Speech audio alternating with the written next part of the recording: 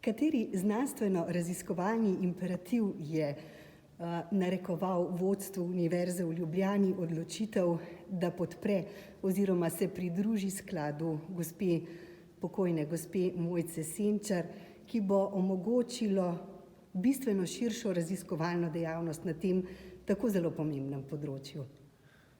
Mislim, da ste v bistvu že odgovorili z vašim vprašanjem, da je izjemno pomembno raziskovalno področje. Hkrati pa menimo na Univerzi v Ljubljani, da so take pobude izjemno pomembne. Žal imamo tega v Sloveniji veliko premalo.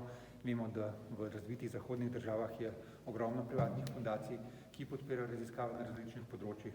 In sam kot rektor bi si želel, da bi to kulturo nekako vzgojili tudi v Sloveniji, da bi bilo še več tega.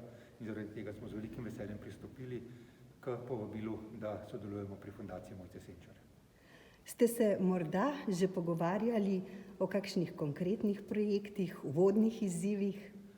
Dejansko ne, šlo bo v okviru tega sklada se bo objavil javni razpis, pri katerem bo sodelovala Univerza v Ljubljani, potem pa bomo izbrali dejansko najboljše projekte z tega področja, ne glede na to, z katere vede bodo izhajali. Prijavili se bodo lahko raziskovalci tako z družboslovja, humanistike kot naravoslovja, medicinskih raziskav.